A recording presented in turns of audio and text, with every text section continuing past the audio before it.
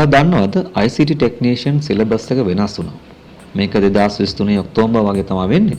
ඉතින් එතෙන් සිට 2024 මුල් කාර්තුවේ සිට වගේ ගොඩක් ආයතන මේ අලුත් සිලබස් එකට අනුව තමයි පාඨමාලා පවත්වාගෙන යන්නේ. ඉතින් ඊට අදාළ අවසාන ඇගීම් නම් දැනට ලොකුවට තාම සිද්ධ වෙලා නැහැ. මේ වසරේ සිට ඉදිරියට ඊට අදාළ ඇගීම් දිගින් දිගටම සිද්ධ වෙයි. ඉතින් අපි අද පොඩ්ඩක් හොයලා බලමු මේ අලුත් සිලබස් එකේ මොනවද සිද්ධ වෙලා තියෙන වෙනස්කම් කියලා.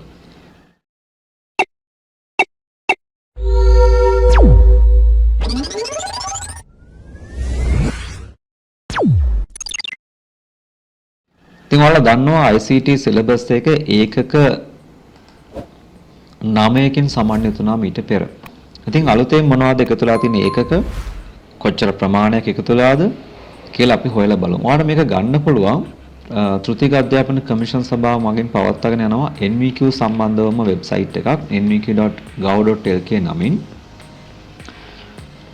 මේ ලින්ක්ස් කීපයක් තියෙනවා. මේ යටතේ ඔයා මෙන්න මේ competency standards කියන ලින්ක් එකට එන්න. ඊට පස්සේ එන page එකේ ඔයා මේ industry කියන තැන select කරන්න real estate renting and business activities කියන එක. එතකොට NCS ගොඩක් load වෙයි මේ යටතේ. මේකේ ඔයා මේ 13 වෙනි NCS එක ඔයා ගන්න. ඒක information and communication technology technician නමින් තියෙනවා. ඉතින් course code එක නැත්නම් NCS code එක K72S004 එක පෙර පරිදිමයි. ඉතින් ඒක versions තියෙනවා මේ පොඩි කොටු වල තියෙන එකිනෙකට වෙනස් versions. නමුත් ICT technician ට අදාළ දැනට versions 3ක් අපිට මෙතන indicate කරනවා. ඒකේ අන්තිම version නැත්නම් latest version එක තමයි මේ 3 වෙනි plus button එකෙන් තියෙන්නේ. ඉතින් අපි මේ button එක click කරලා බලමු මොනවද තියෙන packages site අදාළ units මොනවද කියලා. ඔව් ඔන්න ඔයාලට ඕපන් වුණා K72S004.2 version එකට අදාළ title එක information communication technology technician. ඔව් මෙතන මම කිව්වා වගේ මෙන්න 2023 10 වෙනි මාසයේ තමයි මේක අපිට යාලා නිකුත් කරලා තියෙන්නේ. යාලා බලාපොරොත්තු වෙනවලු 2026 10/31 වෙනකොට මේක ඊළඟ version එක නැත්නම් new syllabus එක ඒ කියන්නේ යාවත් කාලින වෙච්ච විෂය මාලාවක් තවත් ඉදිරියේදී ලබා දෙන්න. ඉතින් බැලුවට පස්සේ මේකේ units ඔන්න තියෙනවා මෙතන 15ක් දක්වලා. ඔයාලට මතක නම් මීට කලින් අපි ඉගෙන ගත්තේ කලින් version එකේ units 9 තිබුණේ. ඉතින් බලමු units 6ක වගේ වැඩියක් අපට පේනවා. බලමු මේක එහෙමම වෙලාද කියලා. ඉතින් units ටික තියෙනවා, units code එක තියෙනවා සහ ඒක එක් unit එක ඔයාලට දක්වලා තියෙනවා හැම unit එකක්ම ඉස්සරහින් compulsory කියලා. ඒ කියන්නේ මේ units 15ම අනිවාර්යෙන් අධ්‍යයනය කළ යුතුයි. NVQ level 4 ICT සහතිකයක් ගන්න නම් හැම unit එකකටම code එකක් තියෙනවා. course එකේ නැත්නම් NCS code එකත් එක්ක මෙන්න මේ අගට එකතුලා තියෙන BU1, BU2, BU3 සහ ඊට පස්සේ පස්වෙනි unit එකේ පස්වෙනි row එකේ නම් තියෙනවා U1, 2, 3, 4 විදියට U11 වෙනකම්. මෙන්න ඔයාලට දකින්න හම් වෙන පළවෙනි වෙනස්කම අලුත් syllabus එකේ කලින් නොතිබුණු මූලික ඒකක 4ක් ඔයාලට අලුත් සිලබස් එකට හඳුන්වලා දීලා තියෙනවා. අපි කියන ඒවාට මූලික ඒක නැත්නම් බේසික් යුනිට්ස් කියලා.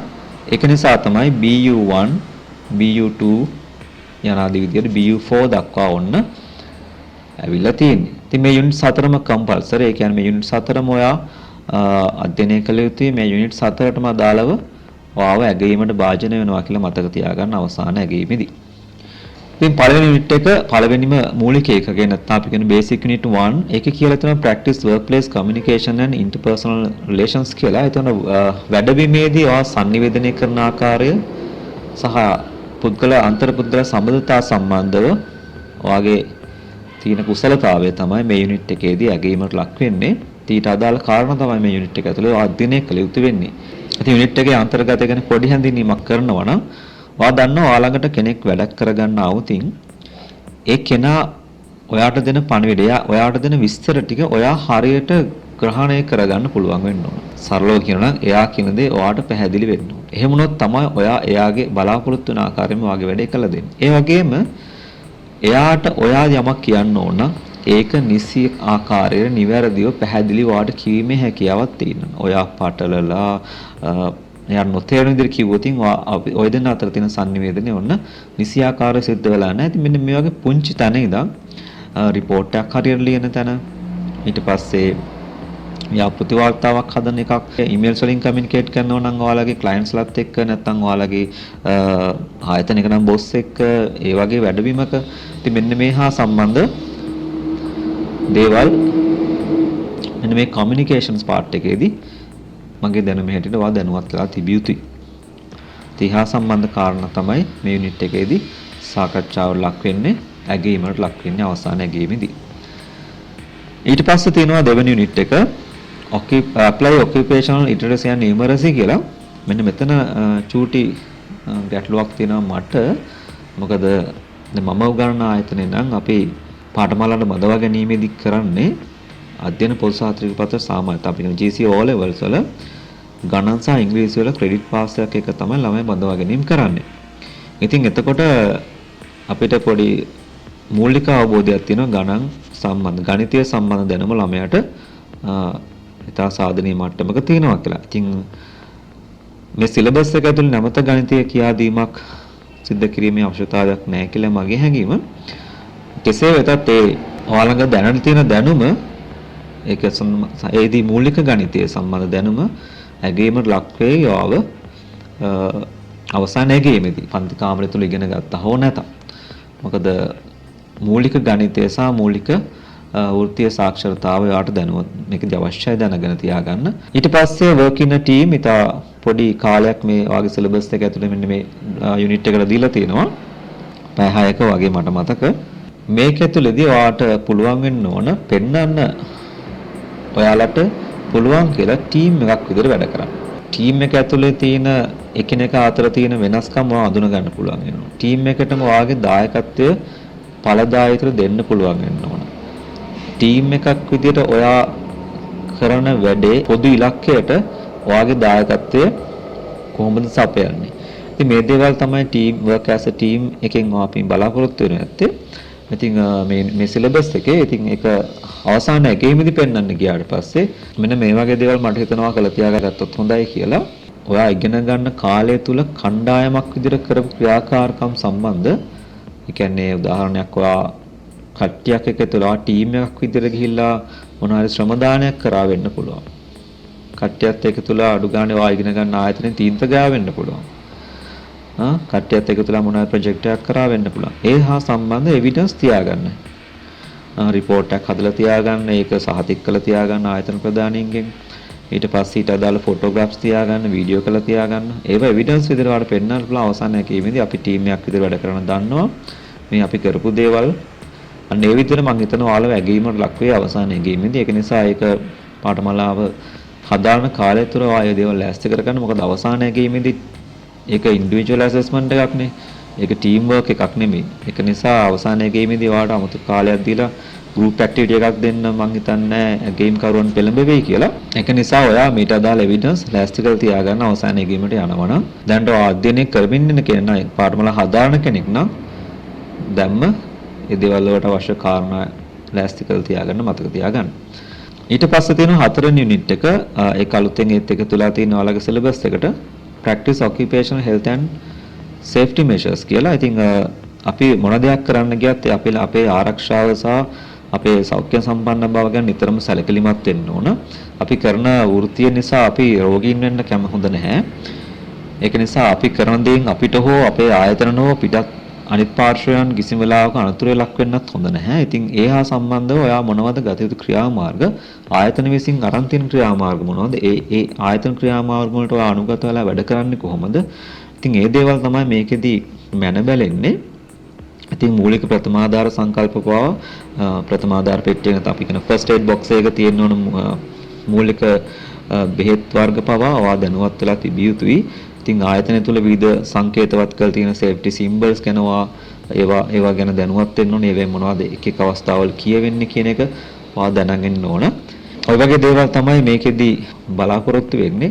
ඊට පස්සේ ඔය ගින්නක් වගේ ඇති වුණොත් ගින්නක් එනවත් ඇති වෙන්න පුළුවන් විවිධ හේතු නිසා. ඒ එක හේතුන් වලට අනුව ගිනි නිවීමේ උපක්‍රම වෙනස් වෙනවා.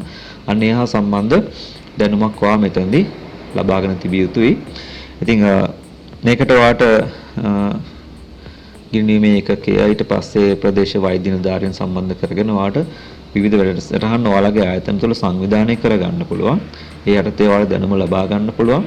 ඊට අදාළ එවිඩන්ස් අර කලින් වගේම වීඩියෝස් විත් කළා හෝ වීඩියෝ කළා ෆොටෝග්‍රාෆ්ස් විදියට තියාගන්න බලන්න. ඒක අවසානයේ ගේමේදී ගොඩක් ප්‍රයෝජනවත් වෙයි.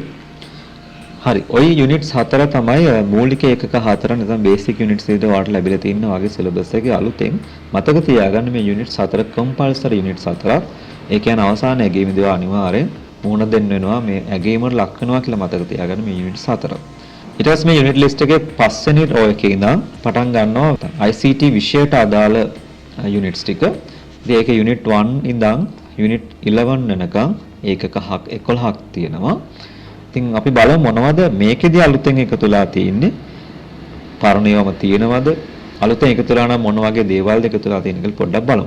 ඔව්. එතකොට පළවෙනි යුනිට් එක තියෙනවා use the computer and manage files within standard operating systems කියලා. ඉතින් බැලුවමට මට පේනවා මේකේ නම් ඒ කියන්නේ යුනිට් නම්බර් 1 නම් කලින් ආකාරයෙන්ම පෙර පරිදිමයි කලින් සිලබස් එකේ තිබුණ විදිහටම ඒ යුනිට් එකේ ඒ විදිහටම ඔන්න ඇවිල්ලා තියෙනවා. ඒක නිසා ඔයාලට මේකට දාලා පාස් පේපර්ස් උනත් දැනටත් හොයාගන්න පුළුවන්.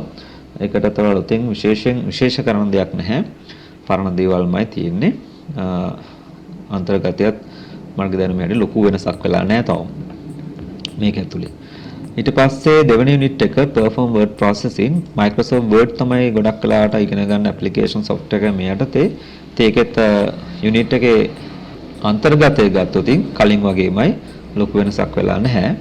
ඉතින් ඔයාට විභාගයට මුහුණ දෙන්න ඉන්න කෙනෙක් නම් ඉස්සරහා පාස් පේපර්ස් අරන් කරන්න ප්‍රමාණවත් වෙයි.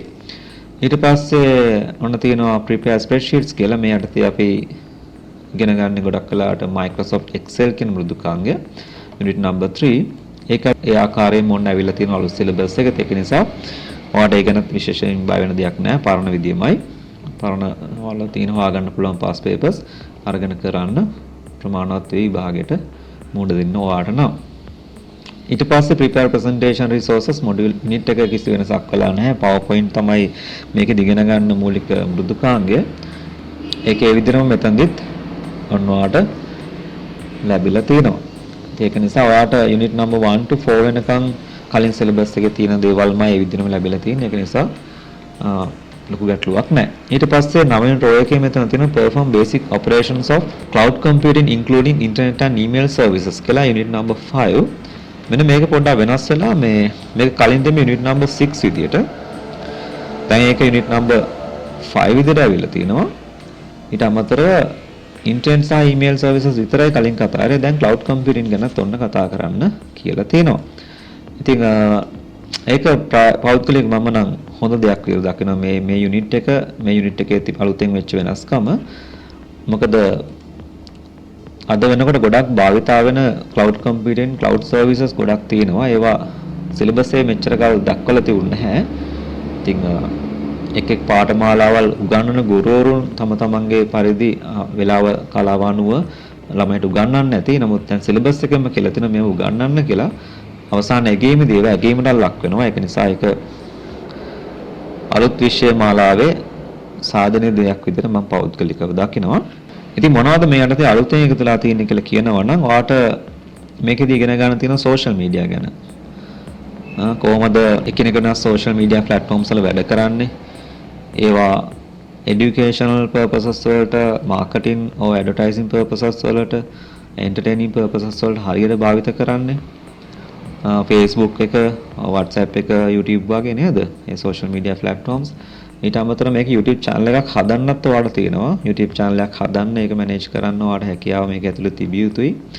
ඊට පස්සේ Microsoft Word Excel වලට අමතරව Google Docs, Google Sheets, Google Slides වගේ online tools පාවිච්චි කරන්න word processing වල spreadsheets වලට. ඉතින් Microsoft ලත් ඒ services online දෙනවා. ඉතින් මොන හරි Microsoft services හරි Google ලගේ online services හරි ඔයාලට පුළුවන් වෙන්න ඕන access කරන්න. ඊට පස්සේ cloud storages ඒ කියන්නේ ඔයාලට Google Drive එක, ඊට පස්සේ නැත්නම් OneDrive එක, Dropbox cloud storage එකක් එක්ක වැඩ කරන්න. ඔයාගේ data වල store කරන්න, විවිධ permissions level යටතේ ඒවා ඇතුළේ තියෙන data share කරගන්න වගේ දේවල් හැකියාව ඔයාට ඔන්න තිබිය යුතුයි. ඒවා syllabus එකෙන් කියලා තියෙනවා ඔයාට උගන්වන්න කියලා සහ ඉගෙන ගන්න කියලා. මීට අමතරව මේ යුනිට් එකේදීම පුළුවන් වෙන්න ඕන වීඩියෝ කොන්ෆරන්සින් ටූල්ස් එක්ක වැඩ කරන්න Microsoft Teams එහෙම නැත්නම් Zoom or Google Meet වගේ ඇප්ලිකේෂන්ස් එක්ක වැඩ කරන්න. ඒ කියන්නේ ඔයාලට මීටින් එකක් ෂෙඩියුල් කරන්න පුළුවන් වෙන්න ඕන, හොස්ට් කරන්න පුළුවන් වෙන්න ඕන, මීටින් එකක් රෙකෝඩ් කරන්න පුළුවන් වෙන්න ඕන, සයව ෂෙයා කරගන්න පුළුවන් වෙන්න ඕන. අද වර්තමානයේදී ඔයා වැඩබිමේදී නැත්නම් වැඩ කරන ස්ථානයේදී අත්‍යවශ්‍ය වෙන ටූල්ස් කීපයක්ම අත්‍යවශ්‍ය වෙන කොටස් කීපයක්ම මේ යුනිට් එකට එකතු වෙලා තියෙනවා. ඒක ගොඩක් වටින දෙයක් විදිහට ඔන්න මට නම් කියන්න පුළුවන්. ඉතින් ඒ කියන්නේ කලින් තුලා දේවල් ඔයාලා ඉගෙන ගන්න තියෙනවා මේ යුනිට් එකේදී. ඔන්න මතක තියාගන්න. ඊළඟ යුනිට් නම්බර් 6 එක handle relational database මේ අරතියක් Microsoft Access තමයි මේ දක්වා කරේ. ඉතින් ඉදිරියටත් ඒකම ඔයාලට ඉගෙන ගන්න ලැබෙයි. ඒක ලොකු වෙනස්කමක් වෙලා නැහැ. ඒ සිලබස් එකේ පරණ එකේ තියෙන විදිහටම තමයි ඒ යුනිට් එක access වලින් ඔයාලට කරලා database එකක් හදලා relationships දාලා නේද?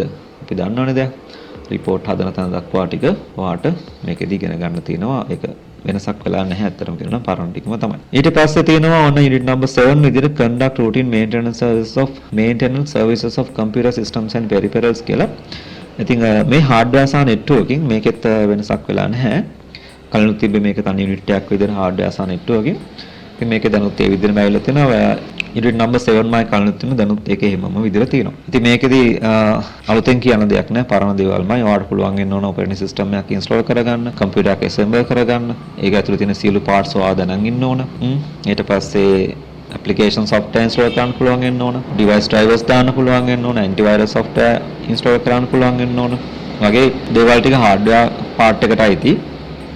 ඊට පස්සේ networking part එකට ඔයා network cables හදන්න හැටි, cable color coding, ඊට පස්සේ විවිධ cable වර්ග, ඊට පස්සේ ඒවා හදන්න පාවිච්චි කරන tools, crimping tool එක, wire stripper එක, ඊට පස්සේ punch down tool එක, ඒ වගේ cable testers වගේ tools එක වැඩ ඒ වගේ උපාංග එක්ක වැඩ කරන්න පුළුවන් වෙන්න ඕන. ඊට පස්සේ network cables හදලා local network එකක් configure කරන්නවට හැකියාව තියෙන්න ඕන. එහෙම අවසානයේදී ඒ ඇතුලේ file share කරගන්න තරම් දක්වා ආවට තනියම කරගැනීමේ හැකියාව මේ යුනිට් එකේදී ඔන්න පුළුවන් වෙනවා. ඒකෙදි මම නිකන් කිව්වට පරණ ටිකම තමයි. කලිනුත් ওই ටිකම තමයි ඔයාලා ඉගෙන ගන්න තිබුණේ. ඔන්න අලුතෙන් තව එකතුලා තියෙනවා යුනිට් එකක්. ඒකේ නම produce print page layout and multimedia objects කියලා. අපිට කලින් තිබෙන graphics සහ web කියලා එක යුනිට් එකක් තිබුණේ. දැන් නමුත් අලුත් සිලබස් එකේ graphic designing වලට වෙන යුනිට් එකකුත් web designing වලට වෙන යුනිට් එකකුත් යුනිට්ස් දෙකක් ඔන්න ලැබිලා තියෙනවා. කලින් graphic designing වලට අපි කතා කරේ graphics වල දාලා න්‍යාය කොටස් theory කොටස් ටික කතා කරා. ඊට පස්සේ practical පැත්ත අපි Photoshop software එකෙන් තමයි ගොඩක් වෙලාට කරේ. ඉතින් දැන් Photoshop විතරක් මදි. ඔයාලට මේ යුනිට් එකට InDesign උත් ඉගෙන ගන්න වෙනවා. ඊට අමතරව Illustrator CorelDRAW උත් ඉගෙන ගන්න ඕන වඩා හොඳයි. Our machine InDesign Photoshop දෙකම ඔයා practice කරන්න ඕන අවසාන ඇගීමට යන්න කලින්. ඔන්න හොඳට මතක තියාගන්න. ඊට පස්සේ තියෙනවා ඊළඟ යුනිට් එක Analyze Design and Develop Information System. මේ programming part එක. මීට කලින් අපි system designing වලට අපි ඔයාලට මතකයි flow charts ඇඳා pseudocodes ලිව්වා. ඊට පස්සේ database part එකට ER diagrams ඇඳා. ඔය තමයි අපි diagrams විදිහට මීට කලින් ඉගෙන ගත්තේ සෑන්දේ. නමුත් අලුත් syllabus එකේ ඔයාලට ඉගෙන ගන්න තියෙනවා data flow diagrams ඉගෙන ගන්න තියෙනවා. සහ UML Unified Modeling Language යටතේ අඩුම තරමේ use case එකක් හරි අඳින හැටි ඔයාලට ඉගෙන ගන්න තියෙනවා. ඒ කියන්නේ diagrams ඊට වඩා කලින්ට වඩා වැඩිපුර ඉගෙන ගන්න තියෙනවා, අදින්න පුළුවන් වෙන්න ඕන. Programming development part එකට Visual Studio එකම තමයි වෙනද වගේම ඊට අදාළ දේවල් තමයි කරන්න ඕනේ. ඉතින් ඔයා ඉගෙන ගන්නවා දැනටත්. ඒක වෙනසක් වෙලා නැහැ කොටස. ඔව් එහෙම තමයි ඒ යුනිට් එක ඔන්න හැදිලා තියෙන්නේ. ඊට පස්සේ ඔන්න අලුතෙන් එකතුලා තියෙනවා ආගේ සිලබස් එකට SQL part එක handle relational database using standard SQL කියලා unit number 10 විදියට මොන අලුතෙන් එකතුලා තියෙනවා අන්තිම යුනිට් එකට කලින් එක. මේකෙදී SQL ඇත්තටම වැදගත්. ඔය ඉගෙනගෙන තියෙන එක මොනවාද? ඔය web application එකක් හදන්න ගියා database එකක් සම්බන්ධ කරගෙන desktop application එකක් හදන්න ගියා database එකක් සම්බන්ධ අනිවාර්යයෙන්ම ඉගෙන ගත යුතු part එකක් තමයි SQL කියන්නේ. ඉතින් මේ language එකක් විදිහට මේ language එකට අදාළ keywords ඔයාලා ඉගෙන ගන්න තියෙනවා. ඒ keywords වල nature එක අනුව සාමාන්‍යයෙන් DML, DDL, DCL වගේ කොටස් වලට කැඩෙනවා. ඒකේ මූලික වාර DDL සහ DML යටතේ තියෙන language keywords වැඩ කරන හැටි ඉගෙන ගන්න වෙයි. ඉවෙන් කරන දේවල් ඉගෙන ගන්න වෙයි. තවත් විදිහට කියනවා නම් database එක හදන අවස්ථාවේ database table structures හදන එක, ඊට පස්සේ table relationships හදන එක, ඊට පස්සේ records enter කරන එක, record modify කරන එක, record delete කරන එක, ඊට පස්සේ එකිනෙකට වෙනස් queries generate කරගන්න එක SQL වලින් ඔයාලට ඔන්න පුළුවන් වෙන්න ඕන. ඉතින් මේ වැඩේ කරන්න ඔයාලට SQL server එක පාවිච්චි කරන්න පුළුවන්, නැත්නම් XAMPP එක WAMP වගේ tools පාවිච්චි කරන්න පුළුවන්. විභාගයේ තේ ඕන tool එකකින් ඔයාලට මේක කරලා පෙන්නන්න පුළුවන් වෙයි. ඊට පස්සේ අන්තිම යුනිට් එක design static websites. ඉතින් static කියද්දිම ඔයාලට තේරෙනවා ඔයාලට PHP වගේ ඒවට යන්න අවශ්‍ය නැහැ.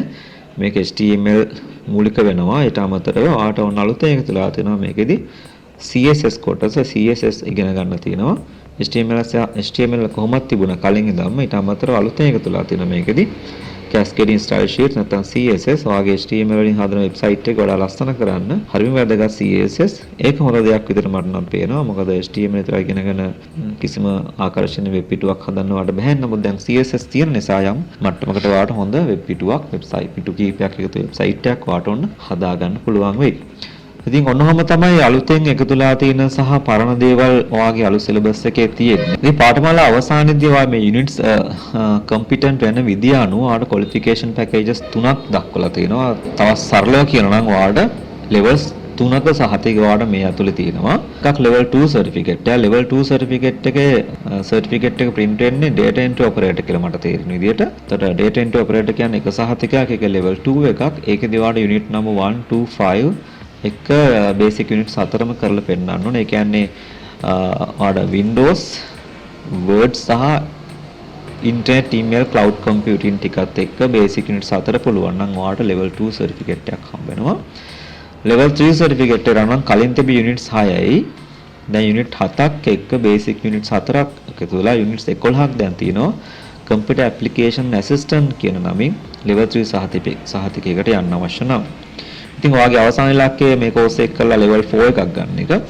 level 4 එකක් ගන්න ඕන ඔයාලට ඔක්කොම යුනිට්ස් දැන් 15ක් කරන්න තියෙනවා. ඒතර විෂයානුබද්ධ යුනිට්ස් ඒකක 11ක් සහ මූලික ඒකක 4ක එකතුවෙන් ඒකක 15ක ටිකක් දිග සිලබස් එකක් තියෙනවා ඔයාලට level 4 වලට යන්න. මේවට වෙන් කළ තියෙන කාලයන් ගැන මම පොඩ්ඩක් හොයලා බැලුවා එකිනෙක යුනිට් එකට. ඒ ඔක්කොම එකතු කරාට පස්සේ total duration එක මේකට දීලා තියෙන්නේ පැය වලින් 720ක්. ඒක කලින් ප්‍රමාණයම තමයි. ඉතින් කලින් යුනිට් 9කට තිබ්බෙත් පැය 720යි. දැන් යුනිට් 15කට අලුතෙන් ගොඩක් කාරණා එකතුලා තියෙන පැය 720යි යෝජනා කරලා තින්නේ අපේ විෂය මාලාවෙන්. විෂය මාලාවෙන් මම කියන්නේ මේක අපි උගන්වද්දි භාවිතා කරන තියෙන කරිකියුලම් අවුට්ලයින් කියලා ඒකට අනුව පැය 720ක් තමයි මේ යුනිට්ස් 15ටම වෙන් වෙලා තියෙන්නේ.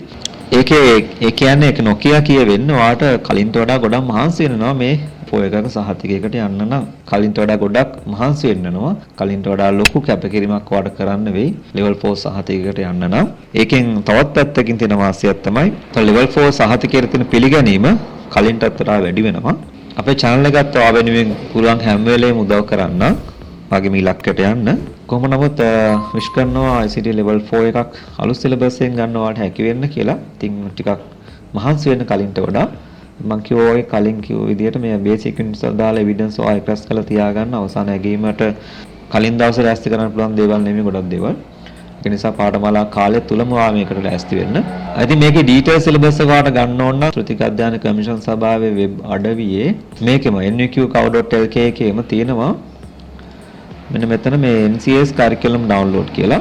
ඒක ඔයා රික්වෙස්ට් කරන් download request එකක් දෙන්න ඕන. ඔයාගේ නම දෙන්න, mobile number එක දෙන්න, වැඩ කරන number එකක්, email address එක active email එකක් සහ ඇයි ඔයා මේ curriculum එක හෝ NCS එක ගන්න බලාපොරොත්තු වෙන්නේ කියලා හේතුව මෙතන දක්වන්න.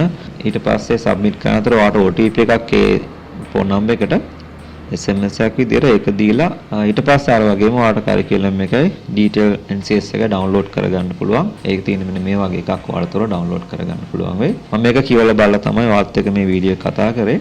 මේක අධ්‍යයනය කළා තමයි මේකේ අන්තර්ගතය තමයි මේ දක්වා මම ඔයත් එක්ක කතා කරේ. ඉතින් මේ විෂය මාලාව අලුත් අපි හැමෝටම උගන්වන අපිටත් අලුත්, ඇගීම් කරුවන්ටත් අලුත්, ළමයින්ටත් අලුත්. ඉතින් මේකේ යම් සංශෝධන මේ කියපු කාරණාවලට එහා දේවල් වෙනත් කෙනෙක් දන්නව වෙන්න පුළුවන්, වෙනත් ගුරුවරයෙක් දන්නව වෙන්න පුළුවන්, වෙනත් ඇගීම් කරුවෙක් දන්නව වෙන්න පුළුවන්. ඒ සියලු දේවල් එකතුලා තව අවුරුද්දක් දෙකක් අවුරුද්දක් වගේ යනකොට අවසාන අපිට තීරණය කරන්න පුළුවන් මේකේ ගැඹුර කොච්චරක්ද, හරියටම මේ විෂය මාලාවේ මොන මොන කොටස්ද ආවරණය වෙන්න ඕන, ඇගීමේදී හරියටම මොනවද බලන්න වගේ දේවල් ඉදිරියේදී දැනගන්න පුළුවන් වෙයි. එහෙම දැනගත්තු ගමන් ඊට අදාළ යාවත් කාලීන කිරීම මම ඔයාලට දෙන්නම්. එහෙනම් අපි ඊළඟ වීඩියෝ එකෙන් හම්බ වෙනකම් ඉහිලෙන්න සුබ දවසක්.